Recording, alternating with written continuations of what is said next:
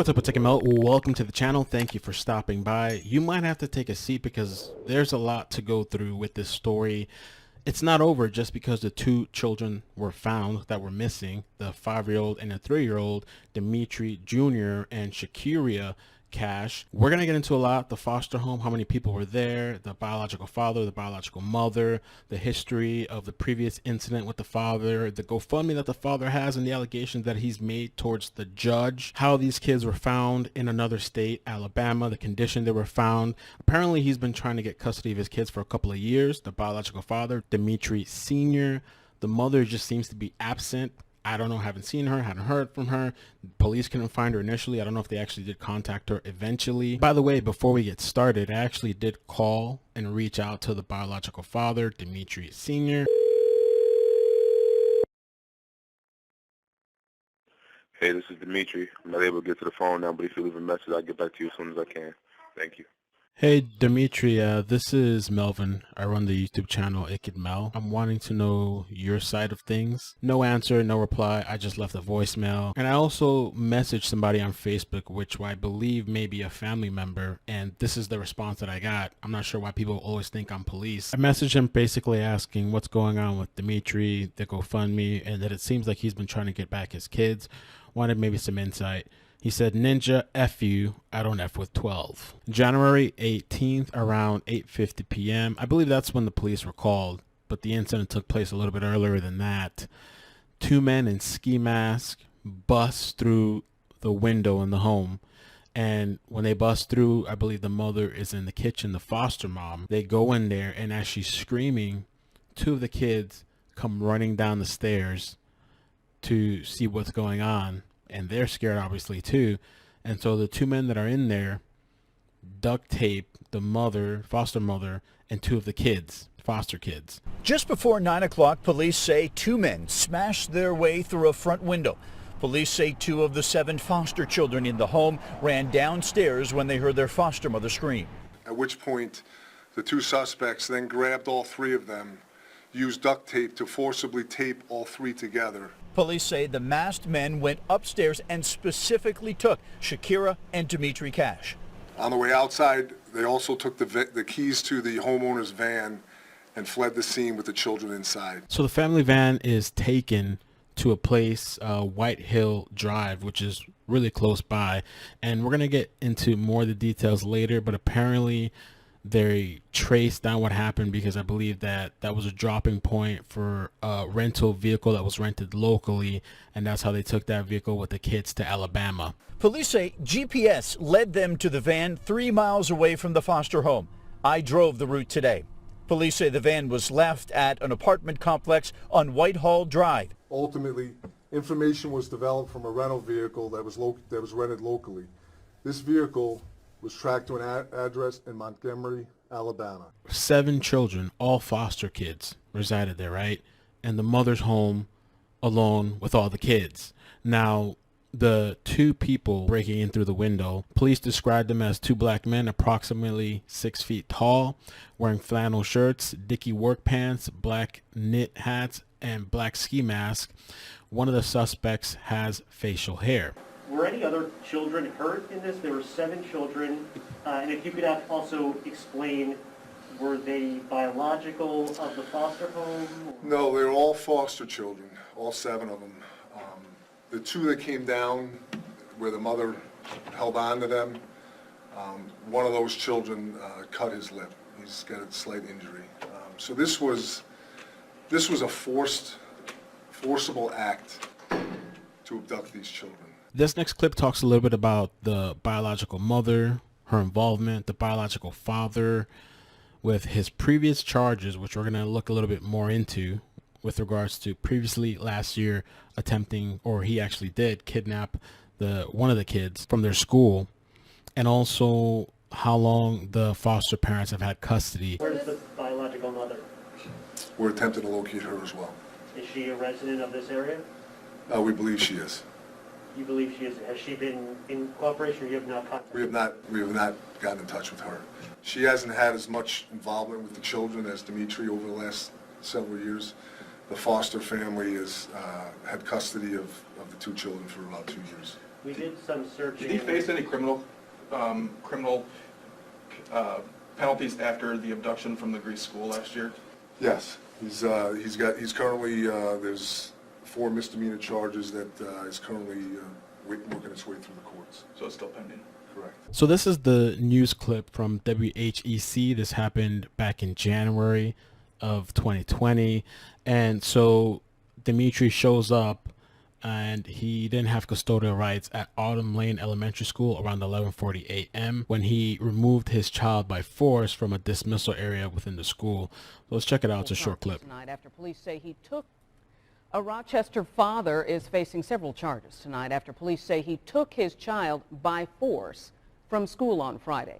Greece police arrested 25-year-old Dimitri Cash after he took the child from Autumn Lane Elementary School despite attempts to stop him. Investigators say Cash does not have custodial rights of the child he picked up around 11:40 yesterday morning. When the principal tried to stop him, police say Cash shoved the principal and hit him with his car. Hit him with the Police car. later found Wow. Cash with the boy and another child and arrested Cash. He's being charged with endangering the welfare of a child, criminal contempt, custodial interference, and harassment. He was arraigned by the Greece Justice Court last night and was released. I'm going to flash a couple of clips for you that I think are relevant and important with regards to, one, it's stated supposedly that the biological father has been trying to get custody for his children. Now, we're going to talk a little bit more about that later with the GoFundMe we're going to take a look at. 2, there was evidence that was found, so I'm going to play the brief clip with that. 3, they did go to Dimitri Cash's parents' house. 4, apparently they had some sort of surveillance video in the home, and so I'm going to play what they had to say about that. I understand there are some court cases pending with the family, with the kids. I don't know the results of that, but they've been with this foster family for 2 years. So with the court cases pending, I mean, is this a situation where the biological parents are trying to get custody back, or do you know why they were removed from their custody of their parents? Wendy, I really don't have all those details, what transpired in family court to lead to them being in foster care. I did speak with his parents at their home. They declined to talk on camera and did not tell me where I could find their son. By the way, they did find some evidence. They've got that duct tape. They found blood at the scene of the foster home. They believe that's from one of the suspects, so they believe that one of the men, anyway, was injured when they went through that broken window. What does the surveillance video at the foster home show? I'm not going to get into that, Berkeley, but we're still trying to download and analyze it. Can you see the faces of the people? No. So they concealed their face? Yeah, they were wearing, we believe that according to the victim, they were wearing masks. What was going on with the rest of the family? Where were they? So, as you can imagine, with 7 children under the age of 10, it's after 8 o'clock, so they're in bed, and the foster mom is downstairs trying to get some milk, drinks, things of that nature to bring up to them, and then this happens, and like I mentioned earlier, the 2 of them came running down to her screams, and like any mother would do, she naturally grabbed onto them. I think that it was a targeted abduction in the manner in which they sought these 2 children out, with the 7 other children in there, so they were looking for these 2. And the husband wasn't home at the time, right? No. Do you think maybe the 2 perpetrators knew this? I don't know. We're talking about how they found the children and some of the details, because they were found with a woman. The 2 males that broke into the house, they're still at large. So it's pretty interesting. And they talk about the conditions of how they were found in the vehicle. So let's check it out. That we have safely located Dimitri and Shekeria Cash. They are in police custody tonight and in no further danger. Throughout the day, the Greece Police Department, the U.S. Marshals Fugitive Task Force, Buffalo FBI, and the New York State Police worked tirelessly on investigative leads in this case. Ultimately, information was developed from a rental vehicle that was rented locally. This vehicle was tracked to an address in Montgomery, Alabama. The U.S. Marshals Fugitive Task Force in Montgomery was contacted in addition to the FBI field office in Montgomery, and a surveillance detail was established. And at 4:50 p.m. Central Time, a female was observed leaving a residence, a felony stop was conducted, and she was taken into custody. Located on the floorboard under blankets in the back seat were Shekeria and Dimitri. There was a number of leads and follow-ups that we conducted today. What led us to Alabama was a rental car that was rented locally. That rental car was tracked through, and again, the forensic and the forensic work done on telephones and GPSs by members of this task force, specifically Jeremy from the Marshals Task Force, running these phones down for us, led us to an address in Alabama. And it was a phone call between the FBI and the U.S. Marshals. Within 40 minutes, we had a detail set up on this house, so that's what led us down there, was a vehicle. Where's Dimitri Cash Sr.? We don't know. So I thought it was interesting that they don't know where he's at, but I think later on they do state that they have talked to him, which was kind of weird. What's his involvement in this? I'm not going to get into that. How many suspects do you have? We have one in custody at this point. At this point, just one. The woman? Yes. So it's the woman that's in custody. The two guys that broke in are not in custody. So you don't have either of the two men who broke into the home in custody at this point? I'm not going to get into the specifics as to who we're speaking to and who's going to be charged. I can just tell you that we have one female in custody at this point. What role did Dimitri Cash Sr. play in this? I'm not going to get into that. I appreciate the question. The other day you were saying he was the person you wanted to talk to, and he was the utmost important person. Were you able to talk with him? We have spoken to him. So I thought that was interesting, right? They don't know where he's at, but they have spoken to him. His family says that he's out of state. I don't know what state. Can you confirm that he's out of state and where? We did not speak to him here in Rochester. So Is he a suspect? he's a person that we still want to continue to talk with. Is he in Alabama? I'm not going to get into that. Is he not a suspect? That was a really good question by the reporter. And you see like his hesitation to answer the question. No, Let me play it back. I'm not going to get into that. Is he not a suspect? No. You see his face? No, he isn't one. He's a person that we are going to need to continue to talk with.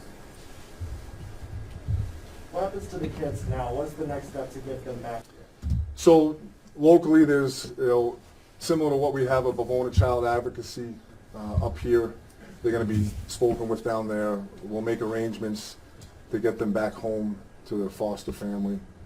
They've been contacted and advised. There's warrants that need to be executed down in Alabama. There's so much more that needs to be done, but as far as the children go, they'll be brought home as quickly as we can. You said something about the Monroe County Crime Lab testing the blood evidence. What was the blood evidence? Where did it come from? Who did it belong to? And how did that lead you to Alabama? Blood evidence was found at the scene on English Road, and it was processed there. We turned it over to the crime lab, and they gave us information that we needed to lead us in the investigation. So it obviously belonged to one of the two suspects that broke into the home? It's evidence that we utilized for our investigative leads, which ultimately led to an arrest. Do you think you know who the two people are who broke into the home? Do you think you have positive identities on them, even if you don't have them in custody at this point? We're still working a number of investigative leads, and like I said, there's information that I cannot share to jeopardize this case. And I appreciate the questions that you keep asking, but there's certain things that I'm just not going to talk about. Thank you. Can you tell us if the woman who was with the children is a relative or friend? Did she know these children or the family? At this point, I don't want to share any more information with regards to the investigative steps. So I want to give a quick thanks, and then we're going to get to the GoFundMe. There's two GoFundMes that I found, so we're going to read the details and get into that. I definitely want to know your opinions down below as far as, is this just a father that's trying to get his kids back that were taken away from him? He's going about it the wrong way. Comment down below, let me know your thoughts on that. Now I want to say thank you to Jen, Jackie, Lisa, Karen, Cynthia, and Juanita Brownstone for the super chats and donations. Thank you for all the support. Appreciate that. We're gonna be getting into the GoFundMe here, and please guys, hit like and subscribe, turn on the bell notifications. Trying to reach 40k subscribers here on YouTube. I'd appreciate that. And so this here is a GoFundMe that was made by Dimitri Cash Senior, and it says save Dimitri's kids from foster parent abuse. So he's alleging that the foster parents are abusing the kids. He posted a picture here, and it says, for the past 3 years, Judge Stacy Romero of Rochester, New York, which I'm going to briefly touch on that tonight, briefly, because it's almost 3 in the morning. I barely have any time to keep going, so we might have to make a separate video. Maybe we can reach out to the family that has dealt with that situation with that judge and their story. But the judge, Stacy of New York Family Court, has been keeping Father Dimitri Cash away from his children under falsified allegations of abuse and neglect. During this ongoing battle, his son has suffered multiple bruises, cuts and scrapes on his face and body, and has had a continuous cold, while his younger daughter has been left in dirty diapers and suffered countless severe vaginal rashes, causing her to be in tears every visit. Dimitri's young son has admitted to being abused by foster parents, yet and still Judge Romero has left them in harm's way and kept Dimitri from visits with his children. These funds are being raised to allow for Father Dimitri to bring awareness to this case through press releases, pro se litigation, law education assistance, and promoting petitions for the return of his children home from foster care. These funds will also allow Dimitri to fight for our constitutional rights within this case, because so many of you have been victims of bias and prejudice in the courtroom at the hands of judges who abuse the law. Helping one of us saves all of us. Okay, so this is, I'll put the link down if you want to check it out for yourselves. Also, this was so this was started, where's the date? This was started December 13, 2020. Okay, just recently, not so long ago. And this one here was started a day ago. I found this, and it says find children and get safely back with dad. This is Lisa Cash, which I'm assuming is another family member of Dimitri. And it says here the father has been fighting for custody for his children for 3 years. Continuous court visits, working long and hard mentally, physically, emotionally, and financially to prove his love and dedication for his children, and fight to get them back, to have them abducted from foster care by force. Let me read that again. And fight to have them back, to have them abducted from foster care by force. The worst thing to happen to a person is their children be hurt or in any danger and not be able to do anything about it. The system failed them and his children. The point of this GoFundMe is to show what has been going on and why this man needs to have his children back safely in his arms. Not just for him, but all parents out here who may be fighting and ultimately have no voice. Please help us in getting the children back home safely to their father and many concerned loved ones, the safest place they could be. Now, as far as the judge, Stacy Romero, there's a petition from a woman, I guess, or a family that had dealt with her before, where a child was sent to stay with the biological father that had pending charges. It also states here, Monroe County Family Court judge recuses herself from sex offender custody case after protest.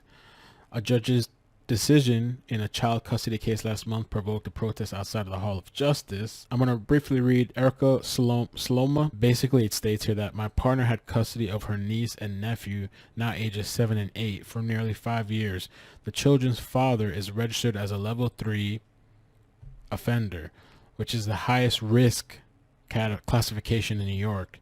He was convicted of doing that to a 6-year-old the night he married her mother, and a 15-year-old girl with a developmental disability. He was arrested multiple times while on parole. Fast forward a little bit through this. My partner was given permanent custody. The children began to thrive in her care. Over the years, the trauma began to recede. However, due to some simple procedural errors from the first custody proceeding, the father was given another chance at gaining custody, and the case was heard in the front of Judge Stacy Romero from August 27th to the 31st. We were presented throughout all of this by a private attorney, and inexplicably Judge Romero refused to allow us to produce almost any of the evidence at the court. She demanded that my partner agree to a settlement that gives the father frequent unsupervised contact with the children, and threatened that she would give him full custody and bar my partner from any contact with the children if she did not take the deal. So it looks like he was allowed unsupervised visits with the child, and the judge recused herself. And so maybe we can talk about that in another video. As far as my thoughts, I'm honestly just so burnt out right now. It's 3 in the morning. I don't know that I can properly articulate my thoughts, but just briefly, I just can't imagine what the children are going through. It's got to be a trauma thing for these kids that had their home broken into. The kids are running from upstairs to downstairs. All this commotion is going on. Also, for the 2 siblings, Dimitri and Shekeria, I just can't imagine what they're going through. I mean, just the thing with their parents and the father, and where's the mother? Where is the mother at, right? And what was the reason these kids were removed initially from the bio parents? And it's just, I think it's a lot of questions and not that much information. I'm sure this goes deep. What do you think about the way the father is going about this? Is he just desperate? Has he lost all hope? This judge is the one that's, I guess, on his case, and I guess she has this history, though I haven't looked into the details, which I think it's also really important to look into the details of the case and get a grasp of everything and all the details. At one point also, one of the journalists questioned whether the kids would be safe, because the kids are going to be taken back and put into their original home with the foster parents, and the cop said he believed they'll probably be fine. But my thing is, the 2 people that broke in are still at large. Is that home safe? Were those kids going back? Do they need something else, some sort of security, cops there, whatever? You don't think that these people are going to try again? I mean, it seems like this father has been trying to get custody of his kids from what we can see on the surface. Thank you guys for all the support. Make sure you hit the like and subscribe, turn on the bell notifications. Thank you for all the support. Take care of yourselves, and peace. Peace.